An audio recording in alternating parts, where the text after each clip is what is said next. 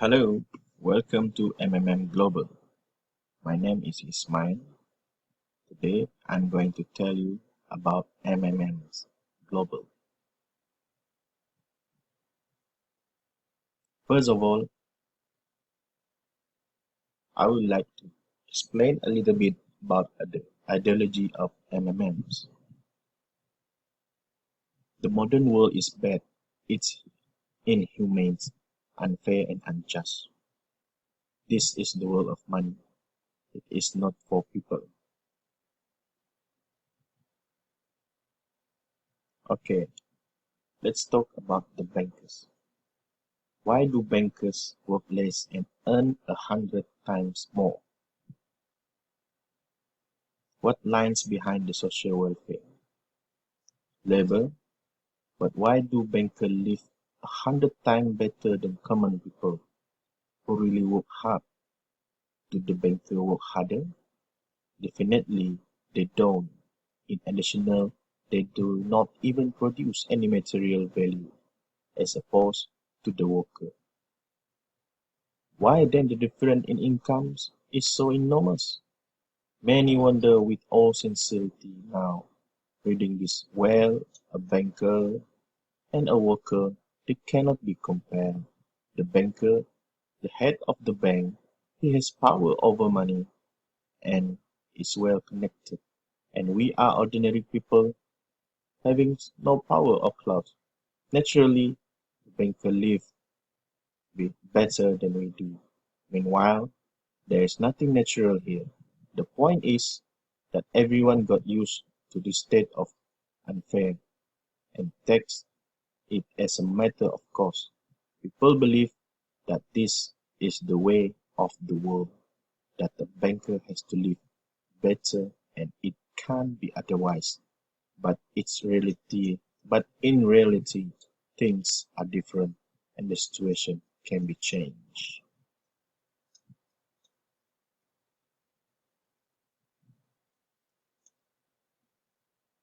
Okay, let's talk about money.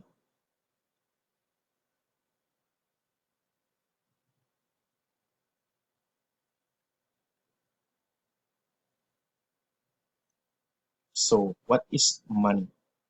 Now we move on to money. Of course, money is not any measure of labor. There is a fairy tale for idiots. Otherwise, you wouldn't like you wouldn't live like a lord, or maybe you don't work much in it. Unfortunately, money is just a tool to hold us to hold all of us in slavery. We are all slave of money. More precisely, we are slave of those who print the money. They are our master. Money is just a paper, a candy wrapper, which is not backed by anything tangible, and according to that, money is simply printed unrestrictedly to anyone's heart content, and then this candy wrapper are distributed among the slaves as wages for labor. We are given an extra wrapper as our salaries increase. We are happy. Are you sure? Alas, that's our bitter reality. The whole financial world is a pyramid. How is financial growth organized? It is a pyramid. The Fed, the US Federal Reserve, is at the top of it. The Fed create dollars. How much? As much as they want. Of course, the Fed adhere to some of their own internal rules and regulation. They try, for example, not to create too many dollars, prevent complete devaluation of the currency, and etc. But in principle, the Fed can create as many dollars as they want. At least there are no any external limitation for that. Absolutely, the US Fed is guided solely by the reason of expediency.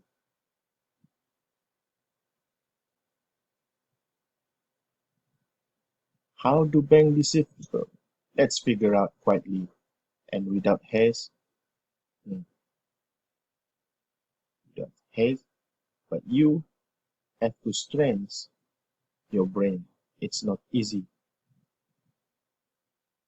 It's not easy and reveal in a couple of minutes those things which have been tanked during the centuries by the best sophisticated mind of mankind, seeking only wealth accumulation for these personal needs.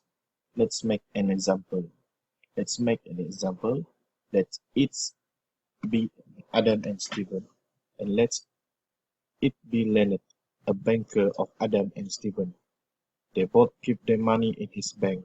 Adam really wants to buy, well, let's say Stephen bicycle, but he has no money. More precisely, he has money, but not enough, only $10, while Stephen wants as much as $100 for his precious bicycle. That is the problem. What is Adam going to do? He gives Stephen his tens as a deposit and asks to sell the bike to anyone. He says that he will bring the remaining sum soon. In the meantime, he runs to his bank, to respected Leonard, to get a loan for the missing $90. As he luck, Leonard has no money at this moment, but he knows perfectly about 10 which Adam gave Stephen. And where will Stephen bring his money to? That's right, he will put this 10 in his lovely bank to the same Leonard. Therefore, Leonard asks Adam to come back tomorrow, and in the hope that tomorrow he will get this $10. And everything happened in this way. The next day, Stephen bring 10 USD to the bank. The bank provide Adam this $10 on credit. Adam immediately give it to Stephen, who again put them in the bank. The bank again provide Adam this 10 on credit, etc. As long as Adam, the fool, will gather enough money for the bicycle. So what do we have in the end? Adam finally got the bike from Stephen, but at the same time, Adam owed $90 to the bank, Leonard, and the bank in return owes $100 to Stephen. In other words, those $10, which were exist initially, have magically turned into $200. 190 of debt plus real $10. But this $10 would also turn into $1,000, even in a million or billion if purchase was more expensive. In that case, our $10 would make the increasing number of its circuits from hand to hand. That's just a procedure. So what happened in today's world? It appears that banks also draw money without problem. Not only Fed can produce money, but the bank neither, and in fact, this bank multiply money without any control. They were still wondering why those the banker live better. Is it clear now? Why? The one who produced the money, of course, live better. But this is not enough. From this moment, poor Adam will never be able to repay his debt owed to the bank, no matter how hard he works. Now he is slavery to the bank, in credit bondage forever, because of $90 which he owes to Leonard. Do not exist in nature at all. Sly Leonard made this money out of nothing. He created them out of thin air. Just one click and $10 turned into 200. Yes, but you can object reasonably that the bank itself owed $100 to Stephen, and it's turned out that bank is in credit bondage to Stephen, and it won't be able to repay in debts owed to Stephen neither. So where's the bank profit? What's the trick? Ah, you ask the trick. This is the fact. The bank has a lot of such, even thousands and millions, and they will never come for their money all at once.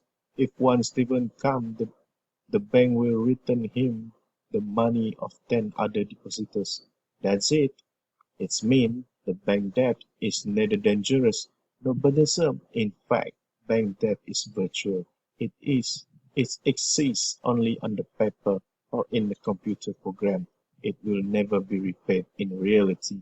Only in case of panic it happened when Britain, Stephen suddenly come for the money all at once. Or maybe you know why other reason why bank go bankrupt for times. Here's why. Because there is no enough money for all depositors. There is a 90% of thin air in the bank vault. Thus, the bank is okay.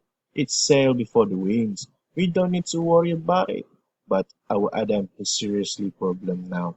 He has to repay all the debts on in bank completely. Moreover, with interest and possibility penalties, he will be forced to take new credit in order to repay the old one. Then again, the new loan, and again, endlessly until his death. And there is no way out of this credit running knot. It does not exist in principles. That's it. Trap has been slain. Now Adam is the perpetual debtor of the bank.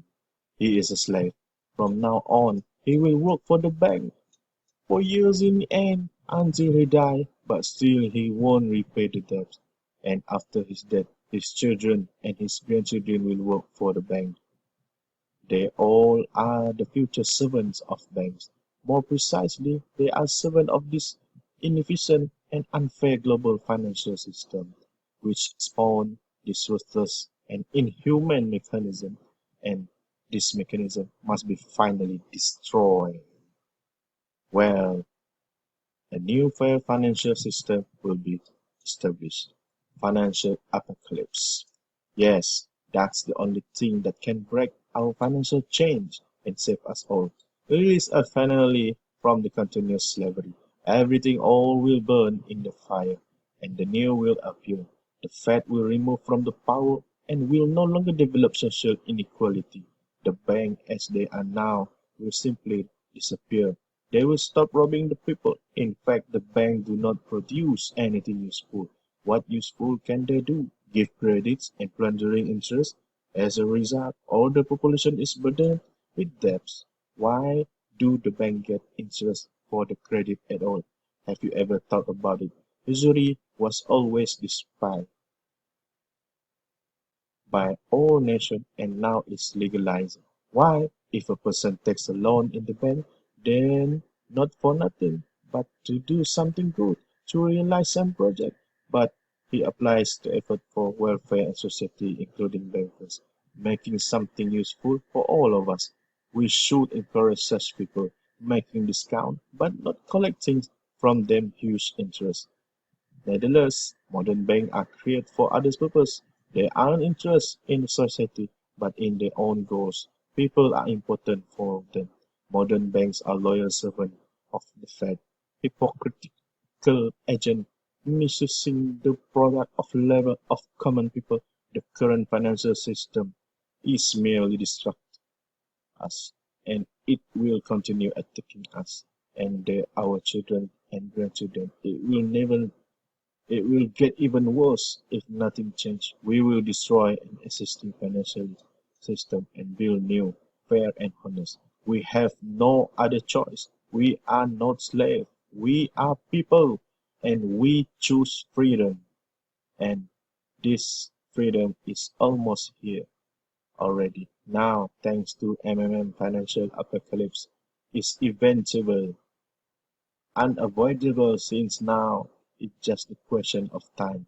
The seed was dropped and it would grow. It's already growing right now at the moment. It will not perish. Okay,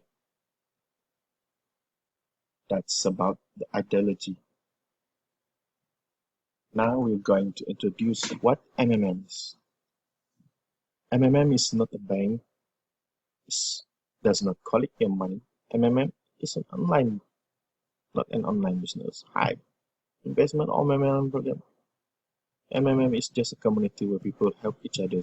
MMM gives you a technical basic program which have millions of participants worldwide.